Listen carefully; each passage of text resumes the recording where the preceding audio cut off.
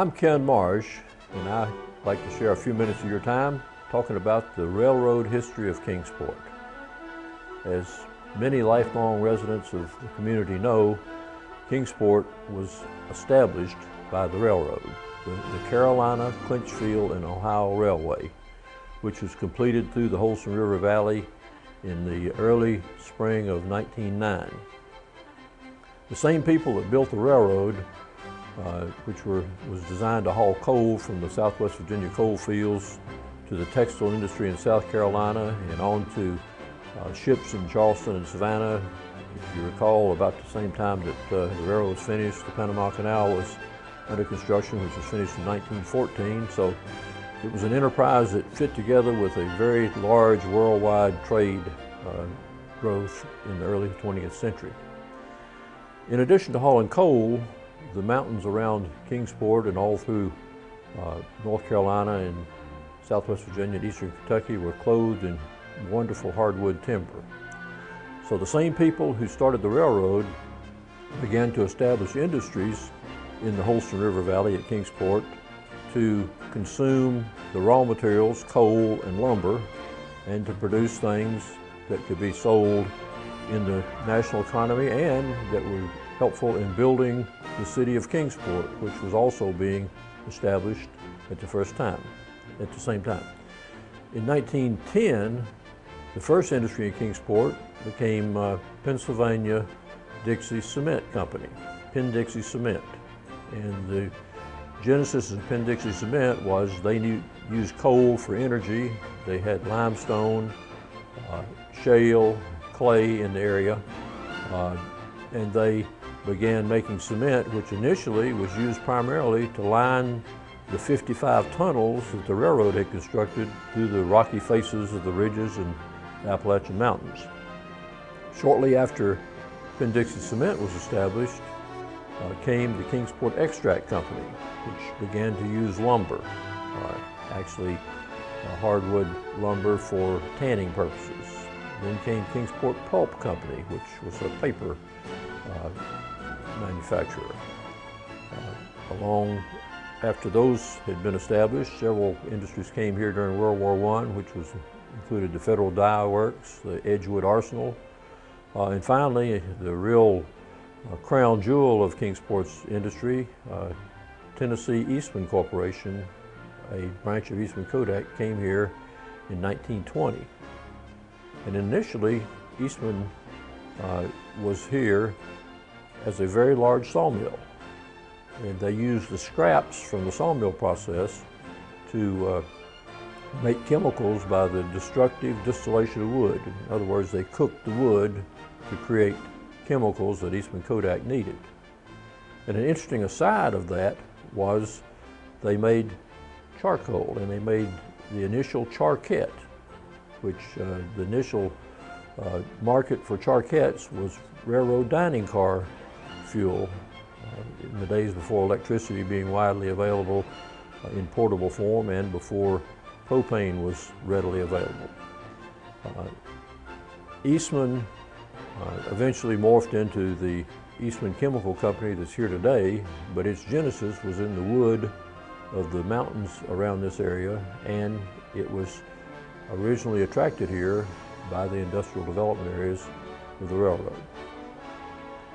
In 1922, Kingsport Press was established in Kingsport again with the same money that was used to build the railroad. And in 1924-25, the glass company came here, which is now ACG Glass, I believe it's called. It's changed names several times, but that was the last major industry that came to Kingsport. Also, right after the cement plant was founded in 1910, the Kingsport Brick Company was established, which eventually morphed into General Shale Corporation, which we know today. So that's the industrial history of Kingsport.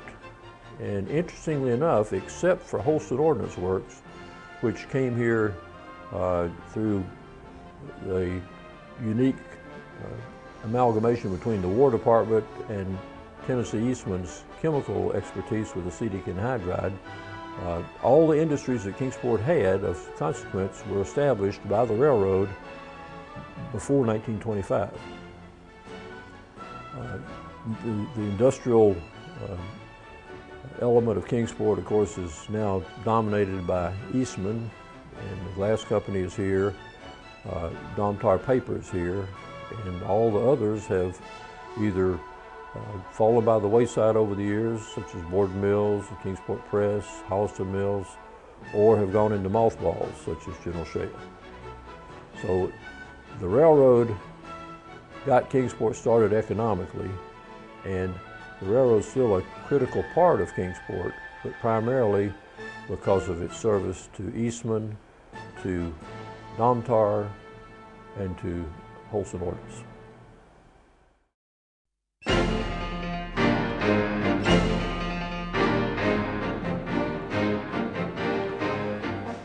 Back during the Depression, of course, money was hard. People were not moving around a whole lot. They were back on the farm. They were living more or less a subsistence life. And the railroad ran 2 passenger trains every day. One originated in Spartanburg, South Carolina. One originated in Elkhorn City, Kentucky. And they went to the opposite terminal every day, 7 days a week. The conductor on the train worked from Irwin to Elkhorn City, and then the next day from Elkhorn City to Spartanburg, and then the third day from Spartanburg back to Irwin. Then he laid off a day, and then he started the cycle over again. Out near Fordtown, there's a little grade crossing in a community which was once called Kitzmiller.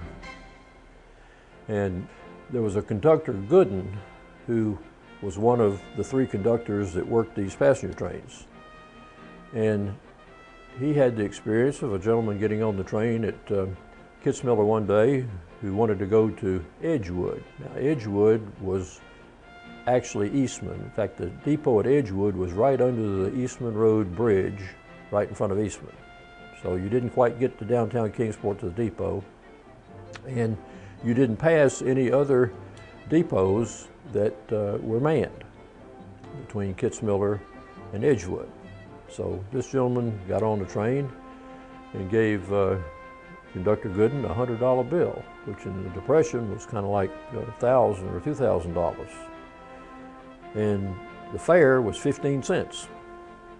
And of course, the conductor didn't have change for $100, so he did the only thing he could do. He let the guy ride free. He got off the train. Some weeks went by, and it happened again. In the same scenario, he didn't have 15 cents allegedly. He only had a $100 bill. Conductor didn't have any change, so he let him ride free. That happened several times. So in that day when the conductor was off at Irwin, he happened to go down to the train and see the conductor on the other train, who he didn't normally see except just in passing as they went down the railroad. And they got to talking, and the other conductor had the same experience. So they thought, well, this guy is just taking us all for a ride. So Conductor Gooden went down to the bank and got 100 silver dollars. And he put them in a big leather sack with a drawstring around the top. And conductors in those days carried a metal box. It was about 24 by 15 and about 8 inches deep. And it was very stoutly built, so he put these in his conductor's box. And of course, when he did, it took 2 hands to pick that sucker up, and it was not going to vibrate off anything. It was very, very heavy. So he carried this up and down the railroad for some days, and finally this guy gets on at Kitzmiller. Same story. Here's a $100 bill. I don't have any change.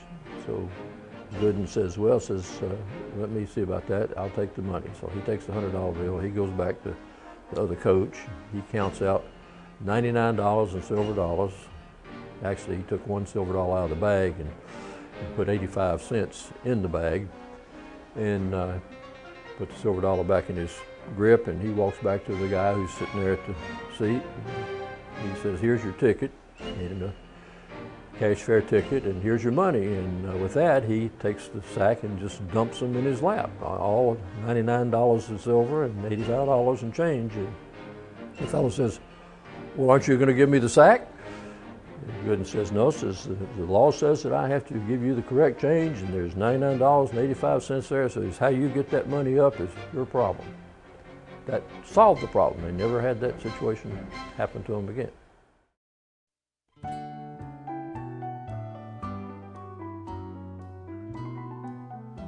Many of you know where Moccasin Gap is. As you may remember, Moccasin Gap is just before you get to Gate City, and when you go through the narrowest part of the gap, there's a railroad bridge there over the road. It used to be 2 lanes, now it's 4 lanes. But right after World War II, the railroad got real busy, and they had to borrow equipment from a lot of places. Now, the cement plant in Kingsport got their limestone from a quarry at Marsim, Virginia, which is, to most of us, we'd call Gate City, but it's just on the far side of Gate City, right beside the highway. In fact, on the new highway, when you go over the railroad west of Gate City and look back, you'll see a great big lake right beside the road. That's Marsim Quarry. It filled up with water later, but every night, 6 nights a week, the railroad ran a train from the cement plant in Kingsport to Marsim Quarry and took 15 or 16 empty cars over there and picked up 15 or 16 loaded cars and brought them back to Kingsport with limestone to run the cement plant. Well, the Southern Railroad owns the track at Moccasin Gap, and there's a sign on was a sign on the bridge in those days that said Southern Railway. The Clinchfield, the local railroad here in Kingsport, provided the locomotive for the train, and Penn-Dixie owned their own hopper cars for rock. It said Penn-Dixie Cement stenciled down the side of each one of them. And at the time, the railroad had to borrow a caboose from the Atlantic coastline. So this train's on the way to Marsim one night. He's approaching the bridge there at Moccasin Gap, going over the bridge, just as a fellow going toward Ohio in a car goes toward the bridge and looks up and sees Southern Railway, Clinchfield Railroad, Penn-Dixie Cement, and Atlantic Coastline all at one time going across this bridge, which was really puzzling to him. And so he drove on up through Gate City, and when he got over to Marsim, which is beyond Gate City, the train was standing there. And so this guy was so curious that he stopped and walked over to the engineer and said, just what railroad is this anyway?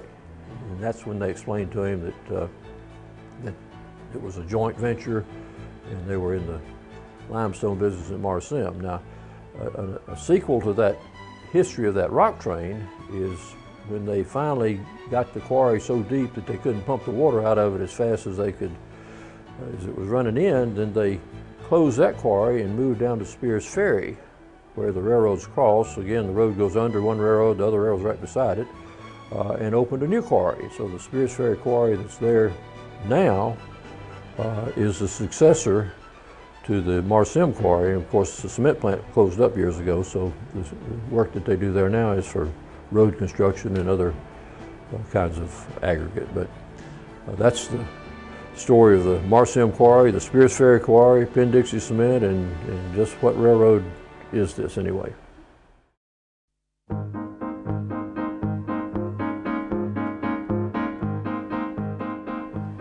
Every company that has any appreciable number of employees has a company character.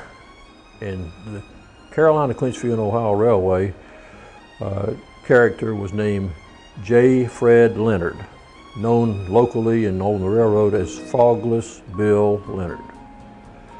Lots of stories about how Fogless got his nickname. I'm not sure I could fix on any one story because there are several that allegedly tell that story. But Fogless was the company character. He was a practical jokester par excellence. He was a lay preacher. He was a big-time farmer over just outside of Johnson City, a place called Okolona. He had a number of relatives that worked on the railroad. He was just an all-around character. And he worked on the railroad from 1907 or 8 to 1956, so he was there for a long, long time. Well, down below Irwin, there's a little community called Tocane, North Carolina. Right there on the side of the Tow River, not very wide bank there, and the railroad used to have a track there where trains would pass. So J. Fred was on his way into Irwin one day, happened to be a Sunday morning, about 9:30, 10, and he was instructed to pull into this side track and meet another train. So as was common, when he got his train in the side track and to switch his line back for the main line so the other train could go by, he went over to the telephone, what they call a call box, and he called up the dispatcher. And the dispatcher said, well, says the train you're going to meet's having trouble down in the gorge, and he's going to be about 2 hours before he gets there, so just take your time. They'll get there eventually, you'll just have to wait. So turns out there's a church right next to the railroad track there at Tocane. I mean, the side from the rail to the end of the church is probably 15 feet. So J. Fred, having time on his hands, walks up the road and happens to meet the preacher who's standing at the front door welcoming his parishioners. So J. Fred strikes up a conversation with the preacher, and they become almost instant friends, and J. Fred asked the preacher if he can deliver the message. And the preacher apparently was pretty impressed with what he had been telling him and finding out about him as they stood there at the door, so the preacher agreed to do that. So apparently J. Fred got in the pulpit and delivered a real moving, upbeat, aggressive message, which thoroughly impressed the preacher and the congregation.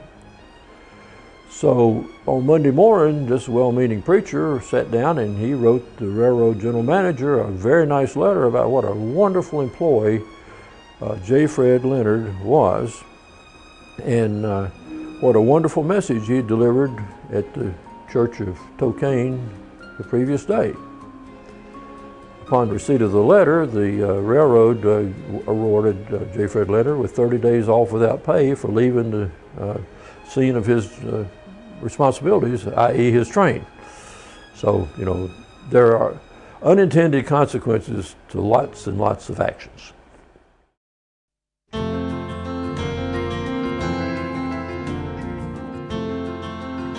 Many of you out there are probably familiar with the Virginia Creeper, the trail that runs from downtown Abington through Damascus up to White Top Mountain to a place called White Top. In fact, probably a lot of you folks that are really energetic have ridden bicycles or have coasted bicycles down the mountain from White Top to Damascus, and those more ambitious have probably pedaled them from Abington to Damascus, which is a little more daunting. And if you're a real enthusiast, you may have ridden up the mountain to White Top. But the original railroad there was called the Virginia Carolina Railway, and it ran up to White Top and on over to West Jefferson, North Carolina, back around 1910 or 12. And at the same time that was going on, Hassinger Lumber Company was buying large tracts of hardwood land on Mount Rogers and in that area, and it built a very large sawmill at a place called Corner Rock, which was very close to Virginia, Carolina. But Hassinger began building logging railroads in the valley there with Virginia, Carolina, and in a number of places the right-of-ways coincided, or there were titles were unclear, and so they had a lot of disputes about who owned what and who could build where. So in one of these disputes, Mr. Hassinger, of course with the lumber company, and a fellow whose last name was Minga, who was the president of Virginia, Carolina, were on the ground arguing about a particular right-of-way where one was on top of the other, and you couldn't actually run two trains on top of each other, obviously. So finally, in just total exasperation, Mr. Hassinger said, well, Mr. Minga says, just how much right-of-way do you have here? He said, Mr. Hassinger says, my right-of-way here is higher than heaven, deeper than hell, and 30 feet wide.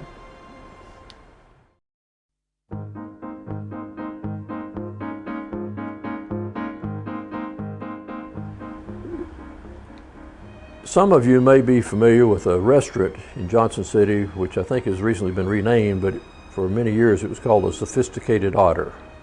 It was downtown in Johnson City, very near the Quinchfield Railroad Station, in a 3 or 4 story brick building with a patio. That building was built as the general offices of the Carolina, Clinchfield, and Ohio Railway in 1910, 1911. And it served that purpose until 1925 when everybody moved to Irwin and they sold the building to other interests. But Mr. Beasley, who was the secretary to the company lawyers from the very beginning of the railroad, right after 1900 to about 1960, told me the story that he was standing there on the street looking into the pit as they were excavating the foundation for the railroad building there about 1910, and it was about 5 or 10 minutes till 12, and they were using mule scrapers. They had 2 mules and all the tack and so forth, and then they had these metal scrapers and had handles kind of like a plow or a motorcycle handlebar on the back that you used to move the blade up and down. And several of these were in the pit there, and one of the sets of mules just sat out. And the mule skinner did everything he could think of, including whipping them and shouting at them and yanking on the tack, and they wouldn't move a bit. And the 12 o'clock whistle blew, and they jumped up and ran off to the barn.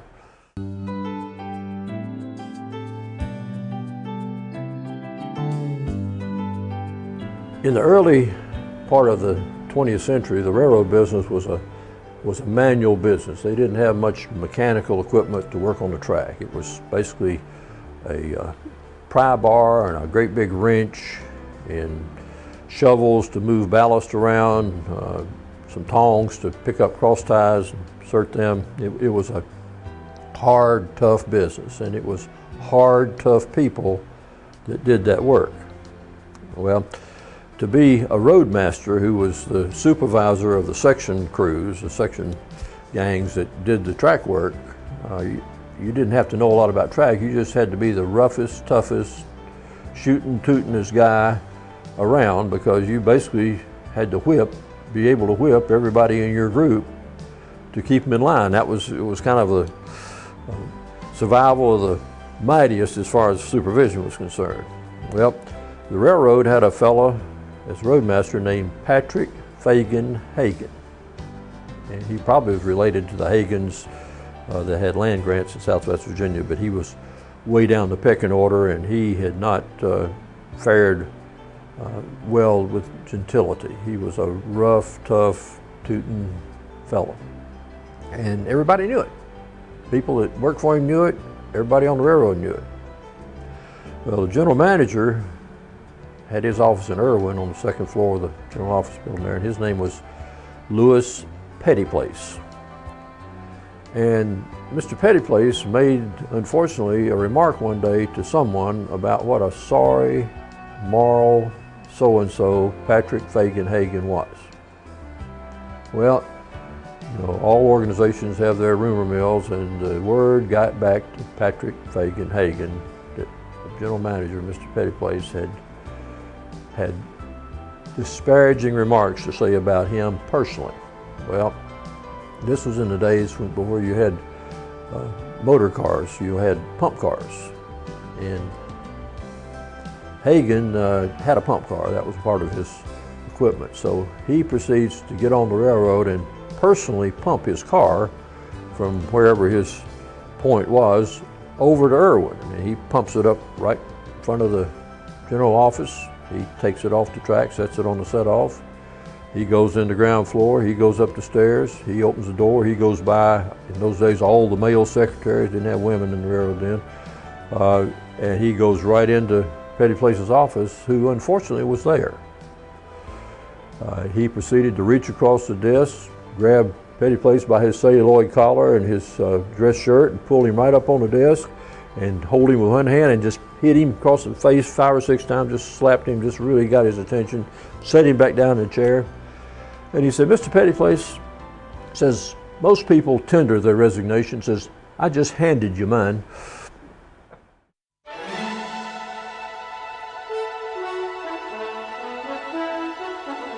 I've been interested in the railroad, the Quincefield Railroad, and the industrial history of Kingsport ever since I've been aware that the railroad was here and that the industries were all linked to the railroad. So I've followed this for many, many years. And fortunately, my parents were somewhat indulgent and allowed me to do some of these things. So when the word came out that the last passenger train was going to be removed from service, they let me get out of school, and on a Friday I rode it from Kingsport to Spartanburg, South Carolina, which is the end of the line. Stayed overnight in the railroad hotel down there, and then at 7 o'clock on a Saturday morning I got on the train in the coach and started riding back on the very last train, which was on April 30th, 1954. Well, I hadn't ridden very far, and this nicely dressed gentleman accosted me in the coach and said, "Are you Ken Marsh?" I said, "Yes, I am." He says, "Well, Mr. Mitchell would like to see you back on his business car." And they had the railroad's business car coupled to the rear of the train for the last trip. So I went back there, and Mr. Mitchell, C.J. Mitchell, was the regional freight agent for Charlotte, North Carolina. In other words, he was a salesman who was responsible for the Carolinas to find business for the railroad to haul, and he was riding the business car. And so he said, "I'd be happy to have you ride back here with me." Well, I had a camera with me, and so I said, "Well, you know, that's wonderful. I can't imagine this, but would you let me sit on the back platform so I can take some pictures?" So the step stool that the car came with was on the back platform, so I rode the train from close to Spartanburg to Kingsport, sitting on the step stool, taking pictures of the depots and the water tanks and the trains we met and things like that. And only at noon he invited me in, and we sat down at the in the dining room of the car, and the car manager served us a really nice lunch. It was just a wonderful experience, and we came on into Kingsport, and in Johnson City, Mrs. Huffaker, who lived behind the First Presbyterian Church, got on the train, and it turned out that Mrs. Huffaker had ridden the first train into Kingsport from near where the Netherland Inn is down to where the Citizens Bank is now, which was the original depot site, but of course the brick building there now came along later. But I rode the last train, but this lady rode the first and the last train in April 30th, 1954.